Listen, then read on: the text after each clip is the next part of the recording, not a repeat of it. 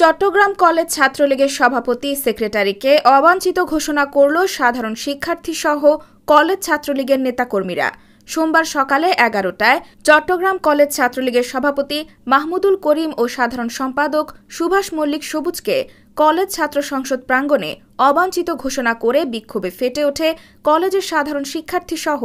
College ছাত্রলীগের বিভিন্ন স্তরের নেতাকর্মীরা। এ সময় কলেজ ছাত্রলীগের নেতাকর্মী ও শিক্ষার্থীরা জানান, কলেজ ছাত্রলীগের কমিটির পরে সভাপতি সম্পাদক মিলে একই এজেন্ডা বাস্তবায়ন করে কর্মচারী, অফিস সহকারী ও সাধারণ শিক্ষার্থীদেরকে জিম্মি করে রেখেছিল। খাম বাণিজ্য থেকে শুরু করে অ্যাডমিট কার্ড, রেজিস্ট্রেশন কার্ডের জন্য চাঁদা দিতে বাধ্য করত। তাদের এই দুর্নীতি অনিয়মের মুখে একত্রিত হয়ে রুখে দাঁড়িয়ে কলেজ ক্যাম্পাসে তাদেরকে অবাঞ্ছিত ঘোষণা করে চট্টগ্রাম কলেজের সাধারণ শিক্ষার্থীবৃন্দ। এই কর্মসূচিতে উপস্থিত ছিলেন চট্টগ্রাম কলেজ ছাত্রলীগের মনির উদ্দিন, সহসভাপতি জাহিদ হাসান সাইমুন, রাকিবুল ইসলাম সাইক, যুগ্ম সাধারণ সম্পাদক মনির উদ্দিন রিহান, মহিউদ্দিন বাপ্পি, মাসুদ রানা, সাংগঠনিক সম্পাদক ওয়াহিদুর রহমান সুজন, অর্ণব দেব, দপ্তর সম্পাদক জামশেদ উদ্দিন, অর্থ সম্পাদক কাজী আব্দুল মালেক রুমি, উপ সমাজসেবা বিষয়ক সম্পাদক কায়েস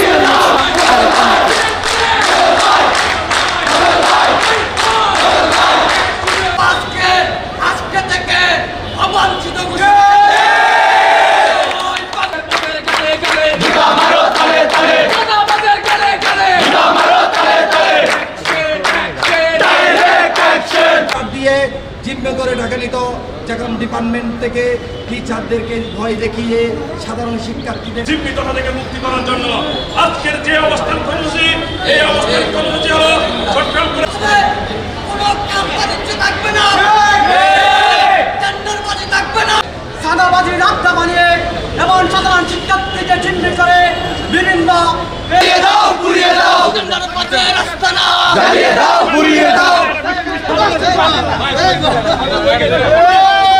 বিষয় এই যে আমরা চট্টগ্রাম কলেজ ছাত্রলীগ